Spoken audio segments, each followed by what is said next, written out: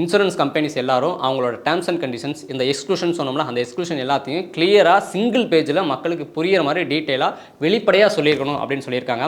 அதாவது நீங்கள் மாதம் வருஷம் கட்ட வேண்டிய ப்ரீமியம் ரேட் எவ்வளோ, ஃப்ரீ லுக் பீரியட்னா அது எத்தனை நாளைக்கு, அதுக்கப்புறம் வெயிட்டிங் பீரியட் எத்தனை மாதம், லைஃப் இன்சூரன்ஸில் சரண்டர் வேல்யூ வந்து எவ்வளோ, இப்படி எல்லா விஷயத்தையும் சிங்கிள் பேஜில் கிளியராக டீட்டெயிலாக வெளிப்படையாக சொல்லியிருக்கணும் அப்படின்னு சொல்லி அதோடய ஒரு உத்தரவு போட்டிருக்காங்க. மத்திய அரசு இப்போ இதில் என்ன பண்ணியிருக்காங்க அப்படின்னா, இன்சூரன்ஸுக்குன்னு சொல்லி பொதுவாக ஒரு 3 ஆக்ட் இருக்குது. அதாவது insurance act, LIC act, IRDA ஆக்ட்னு சொல்லி ஒரு 3 சட்டங்கள் இருக்குது. இந்த 3 சட்டங்களையும் ரீப்ளேஸ் பண்ணுற மாதிரி இன்சூரன்ஸ் அமெண்ட்மெண்ட் பில் 2025 சொல்லி ஒரு சட்டத்திருத்த மசோதா கொண்டு வந்திருக்காங்க. அதில் என்ன சொல்லியிருக்காங்கன்னா, இது வரைக்கும் 74% இருந்த அந்நிய முதலீடை இந்த இன்சூரன்ஸ் செக்டாரில் 100% மாத்திரம் அப்படின்னு சொல்லியிருக்காங்க. அதுபோக கஸ்டமர்ஸை ப்ரொடெக்ட் பண்ணுறதுக்கு ஐஆர்டிஏக்கு அதிகமான பவர் கொடுத்துருக்காங்க. ஏஜென்ட் கமிஷனை வந்து லிமிட் பண்ணியிருக்காங்க. அப்புறம் முக்கியமாக policy holder education and protection ஃபண்டுன்னு சொல்லி ஒன்று அறிமுகப்படுத்தி அதன் மூலமாக கஸ்டமருக்கு வந்து இந்த இன்சூரன்ஸ் பற்றி விழிப்புணர்வு ஏற்படுத்த போகிறாங்களாம்.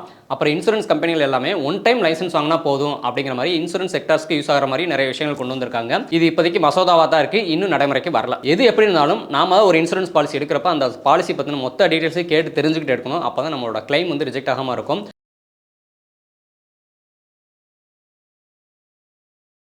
ஆரோக்கியமான வாழ்க்கைக்கு ஆராவில் ஹெல்த் மிக்ஸ் auravil.in வெப்சைட்ல இருந்து வாங்கலாம்.